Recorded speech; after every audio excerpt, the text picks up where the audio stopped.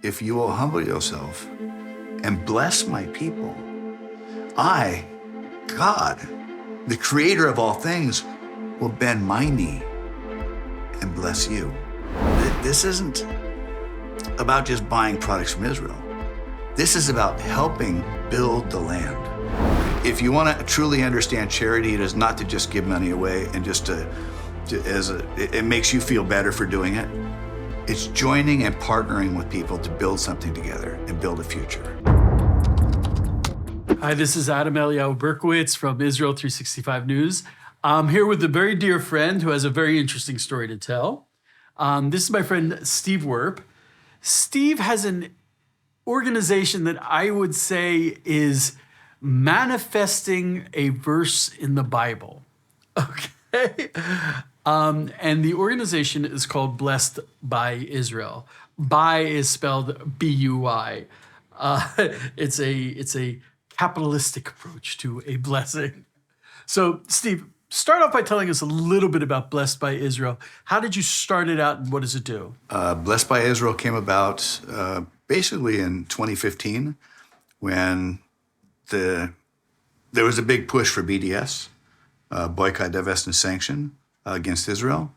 And the EU came out, the United Nations was on it, Barack Obama came out on it as well, and started saying that we need to change the labeling to be fair to the consumers, that they would know if it's being produced in, that land over there that we call the West Bank. They don't want to say Judea and Samaria. They didn't want to associate the West Bank with Judea and Samaria, the very heartland of Israel. But they were trying to give people a way to boycott. And my family and I sat down at that point and said, we've been talking about being different. We've been talking about never again. That if something like this would happen, that the nations would come against Israel again, like happened with Nazi Germany, we would do something. I'm laughing because that's precisely how the Holocaust started. I don't know if people are aware of it, that you cannot patronize Jewish businesses. And let's be honest, they're saying, we're not patronizing the West Bank, but it would be more accurate to say they're not patronizing Jewish-owned businesses in the West Bank. Yes. Arab businesses, not a problem, even if they're built on Jewish land. Gosh, so this is how the Holocaust literally started with the Nuremberg laws. And so you saw it coming. So our family just sat down and said, if we don't do something today, we're no different than our forefathers. And everything we've been talking about for years and years that I've been helping my family understand, we've been discussing about how critically important supporting the Jewish people were. It just means it was a philosophy, but that there's no real heart in it. So within a few months, my son and I, Samuel, we were over here in February of 2016, and we were meeting with different small families and businesses and communities throughout Judea and Samaria, trying to find out how can we help. And the philosophy wasn't just economic. We wanted to put a face on the people that were resettling the land. Mm-hmm. By the way, resettler. God has called them back. This land is owned and is a possession of the Jewish people. And it is part of that covenant God made with Abraham. So are we going to join in and be part of that covenant? Christians always talk about the covenant that God made with Abraham. That covenant was made with the land and with the people, his seed forever. So how can we be part of that? Which is Genesis 12:6? Yes, well, I don't know many verses, but that one I know. Yeah, Genesis 12:6, where if you bless us, we have to bless you back. And one of the ways of blessing, I remember when I was a kid, one of the ways that you can bless Israel and be blessed, when I was a kid, we used to get Jaffa oranges. In these, and you see them in the supermarket in a very special crate, and each one was wrapped in special tissue paper. And not only was the orange, and you smell the orange, and it's beautiful, and the tissue paper, you were like, this is special tissue paper. It comes from Israel. And so when I came to Israel, I really wanted to see all the orange fields. And then I found out, oh, there's so much more. Oh, yes. So tell me, what are some of the things you found Well, to bless the nations with? Well, it's interesting because we talk about blessing, but what is the root of bless? Doesn't it have to do with the knee? Yes. Doesn't it have to do with Bracha with comes from the bending word the knee? berech, which means knee. Yes. So basically, what I understand in those verses is that if you will humble yourself and bless my people, I, God, the creator of all things, will bend my knee and bless you. This is much deeper than I ever thought. That the God of the universe wants to bless me. This is such an interesting relationship of humbling ourselves in front of one another. So if we're just blessing Israel to receive something back, if that's greed. That's self-serving. That is not blessing. To bless is to humble yourself. And it also says, those that curse you, I will curse. There's two different words there. Those that consider you insignificant or unimportant, I will cut off. So there's a warning in that as well that we need to understand. So what our heart is, and what Blessed by Israel and my family is bringing to the world, is a way to actually invest. Invest in the kingdom. Be involved. And it's not about just buying products. Each of these products is from a family. Each of these products is from a Jewish family, mother, father, children that have returned to resettle their ancient homeland. So I'll tell you a secret. Okay. I actually am a client as well as a friend. I actually bought something from Blessed by Israel. My nephew was getting married in America. Unfortunately, of course, I couldn't attend the wedding. But I said, he's not exactly religious, but I want to connect him. I want to hook him up. So I bought him I think it was a Kiddush cup and candles. Okay.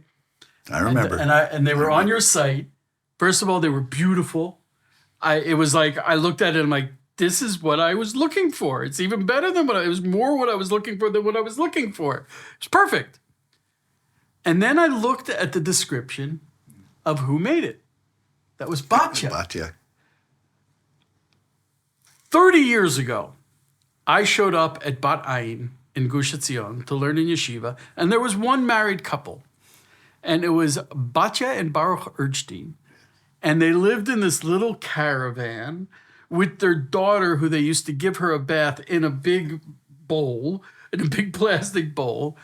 And they were the dearest friends. They were the dearest friends. I remember I met them the first time I met them. She was still pregnant with that baby. And I looked at them and I said, who are these children that got married? They were so young. And now my nephew's getting married and I'm blessing him with beautiful handmade, you can see the fingerprints in it, candlesticks and a Kiddush cup. From my dear friends, Batya and Baruch. Batya, who's the artisan. From my dear friend, Steve, through Blessed by Israel. That's the secret story behind that. It's wonderful because they're multi-generations. She just had a baby too. So you got 3 generations on those mountains up in Ittamar right now. Absolutely. And absolutely. They're very special people. yes. And I'm sure if you go through the artisans and the people you get it from, we're not talking about Walmarts. We're talking about individuals who have heard the calling and want to spread a blessing. And I can guarantee that's what Batya is doing. So what are some of the other products? Do I know some of them? Well, we have olive oil. From where? We have right now it's from Enot Kedem, down in all organic. It's incredible olive oil. We have chocolate from Holy Cacao. Who was also a friend of mine. That's Joe Zander, yes. Joe Zander, Yep. who I actually cooked right next to him in Gush Etzion. And we'd be cooking in a restaurant, and he said, my dream is to make chocolate. I'm like, My dream is to sit on a beach somewhere with a Mai Tai, and pina coladas. What are you talking about making chocolate? And he's like, I want to travel around South America on a motorcycle picking my cocoa beans. That's Joe. He's crazy. He has a mission that's so deeply entrenched in his, and it's not Nestle's or Hershey. It's not even sweet. It's this most special chocolate. You taste it, you're like, wow, this is chocolate? It's amazing. We always laugh when we say, you know what? You can eat as much chocolate as you want from Israel. It's holy. It has no calories. It's good. It just disappears.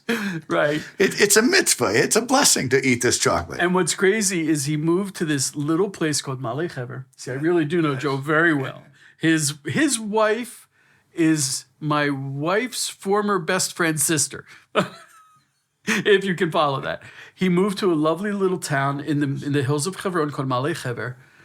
And Joe is Joe wherever he goes. And he said, I have a dream to make chocolate. And he got the whole town behind him. They built the infrastructure. They built him a factory. And wow, he is selling a lot of chocolate. He is taking... And so, yeah, each one of these products. So you get the sweetness of Israel here. They get the sweetness of Israel, the most amazing. So who are my other friends that you're? We have Honey from Negahot. Okay, them they're not. Them I don't know personally. Shimon from Itamar. He does Itamar Cosmetics. Very nice. We come down to we're trying to think of all the different things we have. We have jewelry from Sarah Feld down in Kiryat Arba. She used to be in Beit El for many years. Mm-hmm. Actually, don't know her. We have from tea and coffee from David, right here from. Why is my mind going blank? I'm getting too old for this. That happens all the time in interviews. You're on the spot. Oh, you don't remember? You must not be telling the truth. No, that's not the case here. Absolutely not. So yeah, blessed by Israel. Yeah, I just remember those Jaffa oranges. When you touch these things, they're like the olive oil. I mean, we read in the Bible, it's one of the 7 species that Israel is blessed with. One of the 7 species. And now you're actually eating that blessing. You're being blessed in the way that the children of Israel were blessed when they came out of Egypt. And olives were a major crop in Israel. You see the ancient olive presses all over Israel. It's very much a part of the land and very much a part of the blessing. And honey, oh my goodness. Oh, the honey's incredible. Honey is like, it's one of those things. It's like if you took the land and you sweetened it and you took all the sweetness from it, that's what honey is. That's what honey is. Well, Baruch is incredible down there because we have different flavors of honey. He takes those honey bees and he moves them across the country in the different agricultural seasons. So you start in the spring with a flower, then you start going in, you get avocado groves, and you get citrus. Then we go over and we get eucalyptus. So, I mean, it's just incredible, the different flavors. And he's working with the land. To invest and help in the agricultural sector. So, and he is a purist. I mean, this is honey that's just, it's second to none. So you really get the sweetness of the land. So you clearly have a very deep connection to Israel, to the Jews, to the Jewish people, to the biblical aspect of the land of Israel. It's not political for you. It started out as it started out as a philosophy. It started out, I think, as a philosophy. But these ended up being our best friends. We are so close to them. So we are, especially during the COVID time, blessed by Israel, and Christians and others that actually were buying products were one of the only means of support for many of these people that are working in the land. And so we were able to help them through those difficult times.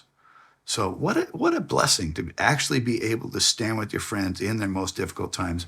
And I want to go off on Tisha B'Av, and I'm going to have to, because a lot of people are very comfortable coming to Israel to celebrate. We go on our tours, we go up to the Galilee, We will come for Sukkot and do a parade. We'll go for Passover and have a meal. But Tisha B'Av is when the Jewish people are mourning. You don't know the heart of a people. You really don't know the heart of people that you're just partying with. It's when you sit Shiva, when somebody's passed away, when people are going through their most difficult times, that's when the hearts are gathered together. And so Blessed by Israel is about joining the Jewish people in those difficult times, helping pull them through. And we have the nation's ninth of Av too. And that is also getting to know the heart of the people. This is crucial.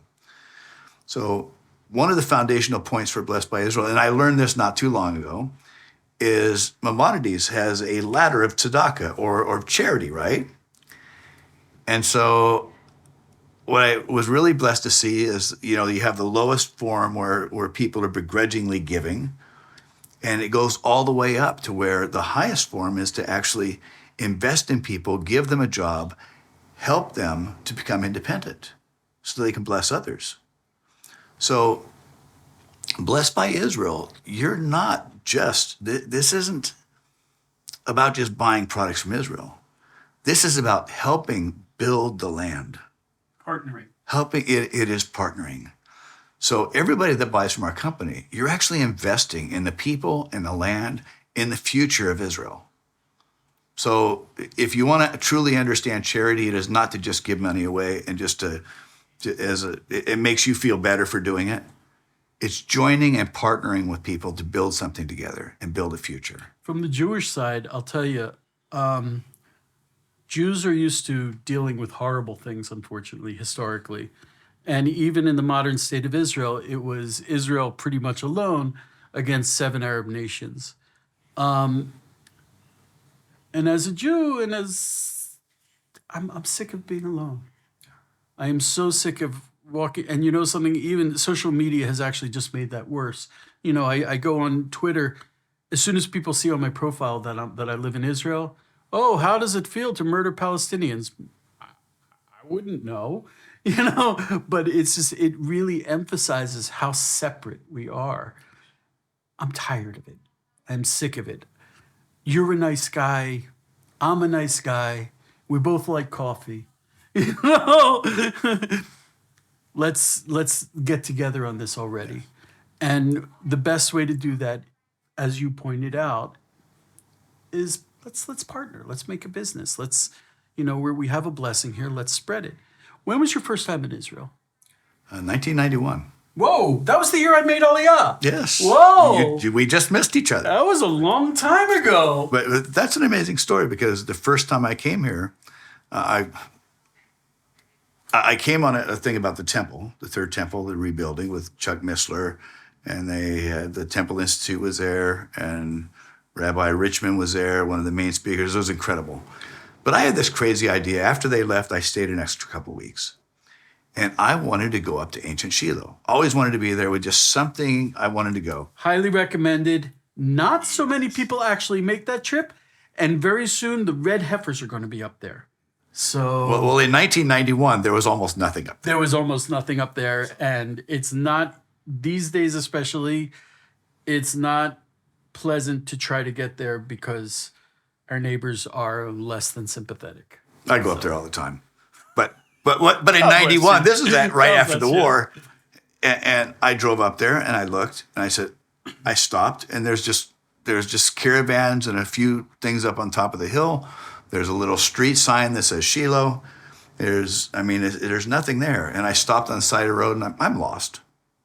It's not a nice place to get lost, but it's beautiful. Yes, it's beautiful. And some lady pulls up next to me and she says, "Can I help you?" I'm glad she spoke English. I said, "I'm looking for the tabernacle was." And she just looked at me and shook her head like, "What is this crazy Gentile doing up here? Are you nuts?"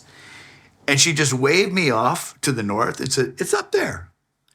I went trouncing through. I mean, it was just tundra and brambles and rocks and walking? I walked through. Well, I drove up there, but then I had to get out and I started walking to try to where she pointed me.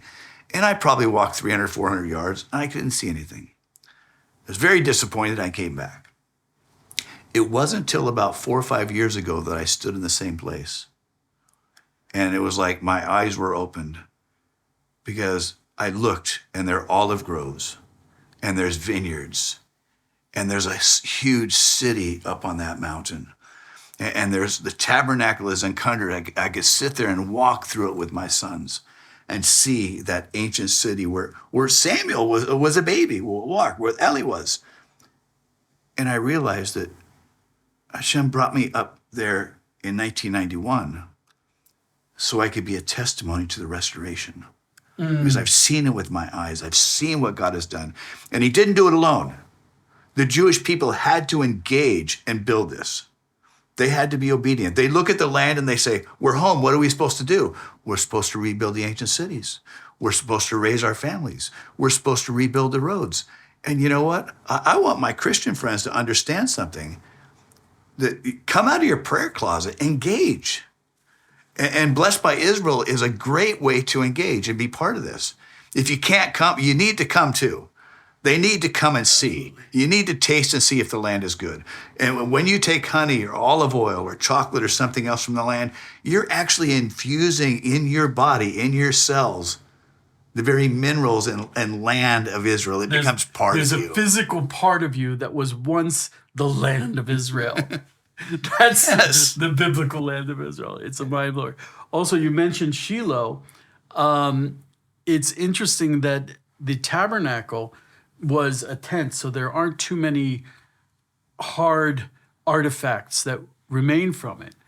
But the dig at Shiloh has come an awful long way in that time.